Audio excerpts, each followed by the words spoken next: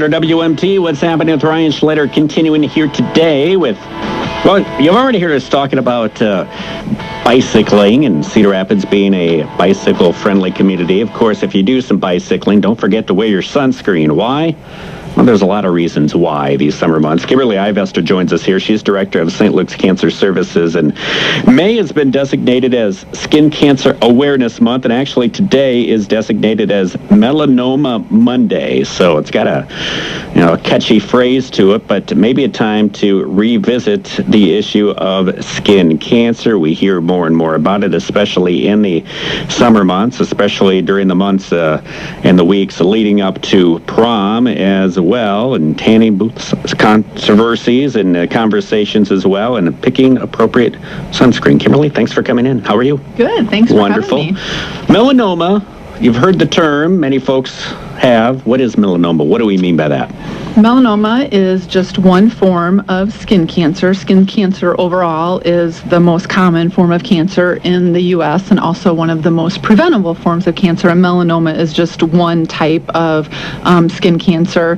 The overall skin cancer is really the ultraviolet radiation from the sun and from tanning beds, like you had said, is damages the DNA in our skin, which ultimately can cause the skin cancer. Okay, so that's what melanoma is, damaging DNA? Mm-hmm. Okay. Damaging DNA in your skin, which affects the genes of your skin, and then that's what eventually would cause someone to have a melanoma diagnosis. So what damage is it? Is it UV rays that we hear about? Yep, the ultraviolet radiation rays, and there's different UV. There's like UVA and UVB, and the UVB is what causes like your sunburn or the redness on your skin, and the UVA is the deeper rays from the sun that kind of go deeper into your skin, and that's what ends up causing like the wrinkling or the photo or the skin spots and all those sorts of things. So there's definitely two different kinds, one that's more superficial and one that goes a little bit deeper, and so it just kind of depends on the amount of both of those that you get as to what happens.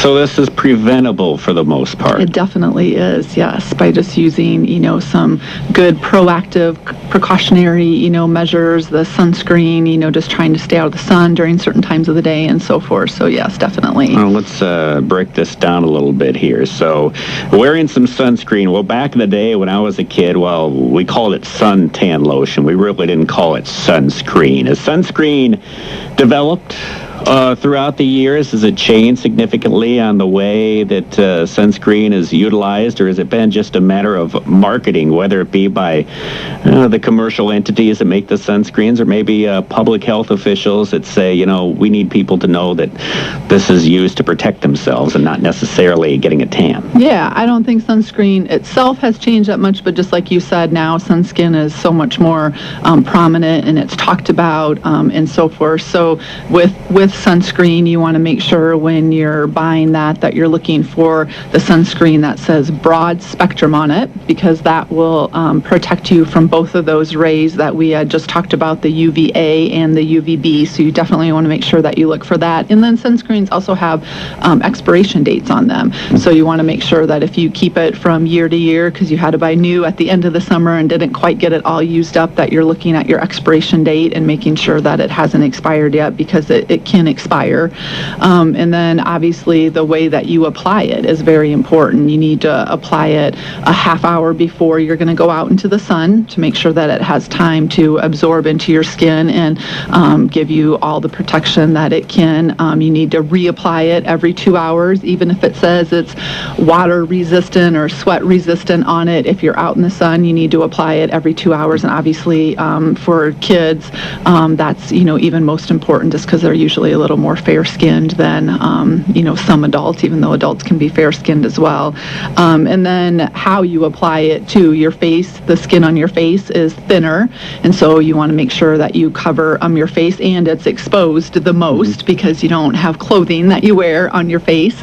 And then you want to do all those areas that you might not think about, the top of your ears, a part on a child's head. My daughter is a redhead, and so I make sure I spray down the part of her hair so her head doesn't doesn't get sunburn. The tops of your feet, when you have sandals on, you'll get the crisscross sunburn marks if you don't have the top of your feet, and even your hands. So you got to make sure that you do all of those areas that you maybe even wouldn't think about. You mentioned spray. Many of us grew up, it was just all lotion. Does spray work just as well? It does work just as well, as long as it has the broad spectrum part of it on there. And then there is a slight differences between like the 30 SPF is what they call it. Yeah, what do we mean by SPF? That just means the amount of protection that they have in it. There's a small percentage difference in them. Once you get over 30, there's not a ton of difference. Using anything under than 30 is really not giving you that much protection at all. So. Oh yeah, I remember growing up, it was SPF 3 and 5, and then 15 was the big one. Then all of a sudden now they're coming up with SPF 95. Yeah. It's just...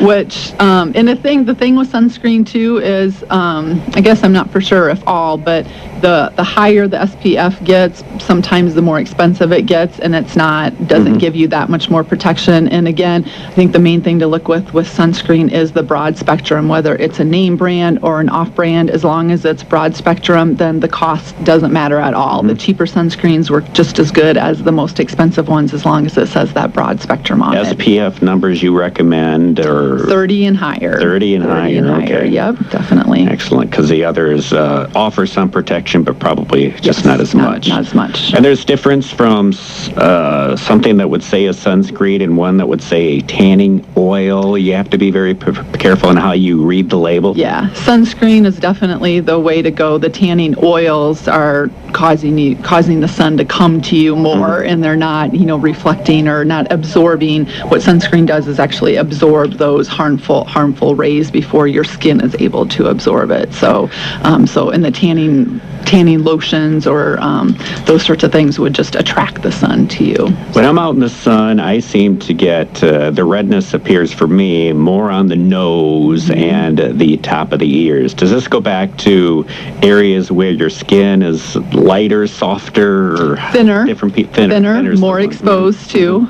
Yes, we don't have a shirt or anything that we put over our nose, or obviously even a baseball hat is not covering the top of your ears. A straw hat, that some people wear possibly would, but so those are the areas just that have thinner skin and are more exposed. So floppy hats, nothing wrong with nothing doing that? Wrong with floppy hats. Maybe a light-colored long-sleeve shirt may be a little bit warm, but that can offer some protection. And it can offer a little bit, but clothing itself is not protection. You can even get the UVA rays can actually even go through your car windows. So there has been some studies done on which arm is more apt to get a sunscreen or a skin cancer diagnosis because of the arm that the drivers, put out through their window, because the UVA rays can come through the window as well. So she's Kimberly Ivester, Director of St. Luke's Cancer Services, today designated as Melanoma Monday. Well, we want to talk more about a few items here, ways to avoid skin cancer in the future, and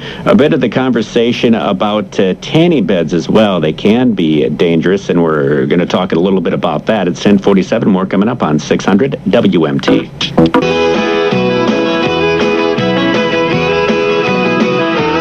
600 WMT, 10:52. A few more moments here with our guest, Kimberly Ivester. She is Director of St. Luke's Cancer Services. May is Skin Cancer Awareness Month, and today designated as Melanoma Monday. The rate of melanoma diagnoses in Iowa, this is according to the CDC, that in Iowa it's more than tripled since 1975.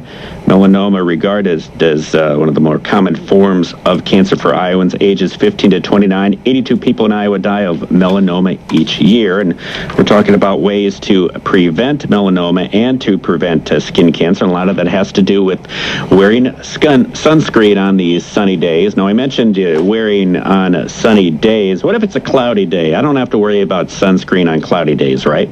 Nope, still Well, definitely, too, the UV rays that we talked about can definitely penetrate through the clouds. And another one is with when people are on the water, or even when you're snow skiing and you think that you're all covered up, but the sun actually reflects off of like the snow, and so it can burn your face, or so even more so. Even in those sorts of activities, you really need to make sure that you have sunscreen on. So people don't think about when they're out and about in the snow. Yeah, exactly. They just think, why is my face frozen and all red? And it's not always the temperature here. A lot of conversations about, and maybe, I'm sure there's a lot of listeners out there maybe went to their younger sister's prom, or, their son also in prom, or what have you. And a lot more, we're seeing a lot of folks looking a lot dark complected because a lot of high school folks are hitting the tanning beds here. And there's been a lot more conversation about the dangers here about tanning beds. Explain that. Yep, tanning beds are definitely a factor in the skin cancer world. The tanning beds themselves, the use of them triples someone's risk of getting skin cancer, and they really give off the UVA rays that really cause the kind of long-term effects as far as like the wrinkling, the sunspots, skin spots, all those sorts of things. So, tanning beds are definitely a precautionary for skin cancer. We don't want to pick on all the tanning beds that are out there, but it's important for people to know the risks. The science is there, so if you choose to go that route, that's something that you need to be considering here, and I'm assuming more research is done in that field too. It is, and I think it's, the amount of people that have been diagnosed with melanoma, continues to go up, and a lot of this is because of now those, when tanning beds were really, really popular, 10, 15 years ago, those people are starting to come around and have, diagnoses of melanoma, and so that's where I think we're seeing the rise in melanoma diagnoses. So folks think that maybe they have melanoma, or maybe they're not even thinking about it as well. What are some items that they should be thinking about, or maybe some parents out there, family members, know of somebody and their skin just looks a little odd or discolored or something? Are there some warning signs, symptoms?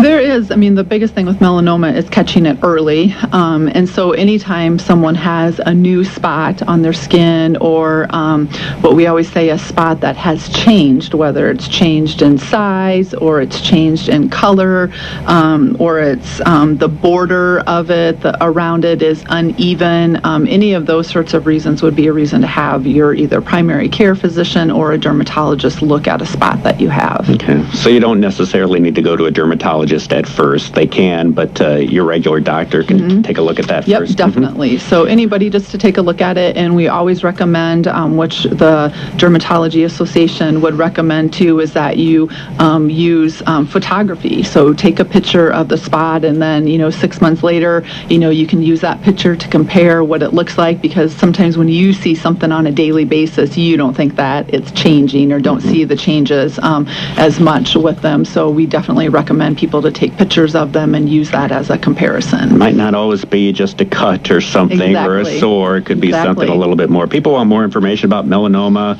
protecting themselves against skin cancer, especially in these sunny summer months.